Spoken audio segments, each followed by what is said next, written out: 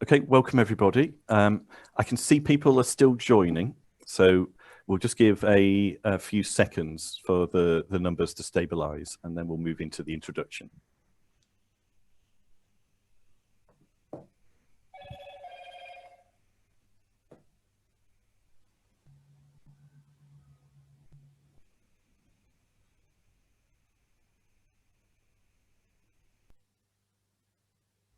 Okay, numbers are leveling out now, so I think we'll begin. Welcome everybody to the next in the series of the SPF UK Climate Resilience Programme webinar series. We seem to be getting a lot of people coming repeatedly to these, but we find it still useful for those joining for the first time to give a little bit of background to the programme and also to talk about news from the programme. Next slide, please. Today, we'll have a focus on impacts of climate change and variability on health. And we'll be hearing from Andrew Charlton-Perez from the University of Reading, talking about some of the new science in this area and how he's pulling it through to an application. And then my colleague from the Met Office, Mark Harrison, will be responding and talking about some of the challenges of pulling this through to real and actual users. And noting, actually, there are several users in this space. As usual, we'll follow that by the question and answer and discussion session. Next slide, please. We want you to engage in these sessions. The way we'd like you to do that is to enter your questions in the Q&A tab at the bottom. You should be able to see this at the screen. You can enter questions in there, but also please look at other people's questions, consider upvoting them. Often we find there's a relatively small number of questions that receive a large number of votes, and it really helps us to figure out where the major interest and the major questions are coming from.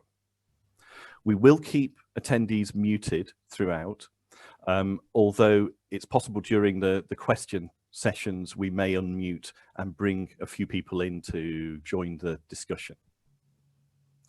The audio and video will be shared after the event, so please note the webinar is being recorded. And if you have technical problems, please put those into the chat function rather than the Q&A. You'll also see at the bottom of the screen our Twitter details, so feel free to tweet during the seminar or afterwards. And I would encourage you to visit the website. We're constantly adding new content to that, so there's always something new and exciting to read about. Next slide, please. As a reminder, here is the vision for the programme.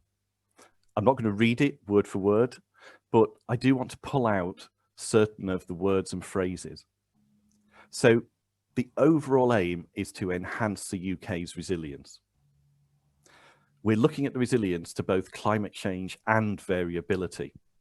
And so when we talk about variability, it's not just the distant future we're interested in, we're also interested in the present day and the risks and resilience in present day.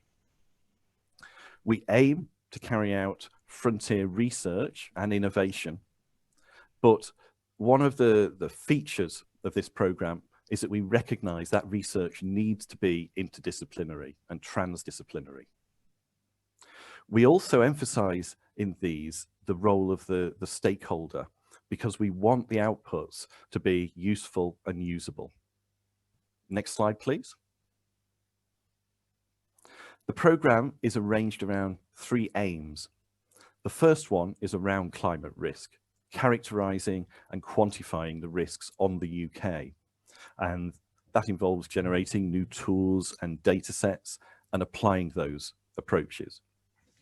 The second is climate adaptation.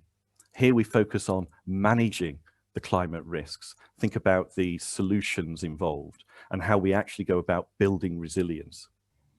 And the third area is climate services. So here we work with partners to really demonstrate how the results can be used. And they're not orthogonal, these aims. So for instance, climate services provides a way of really demonstrating what we've learned from climate risks and climate adaptation. Next slide, please. In terms of a timeline, we're actually coming up on almost 2 years of the program running. And in the first phase, we really had a very large number of individual projects. You can see them in the background here. Some of these have now finished. Some of them are still reporting results. And it's actually one of these we'll see today. Click, please. For phase 2, we have a number of additional activities. Some of them are shown here. And they range, for instance, from OpenClim, which is producing a framework to bring together hazard, vulnerability, and exposure, through to embedded researchers. We now have several of these working really closely with stakeholders, and projects such as the one that will produce new socioeconomic scenarios, which we hope will be taken up in many of the projects that are still running and also the wider community. Next slide, please.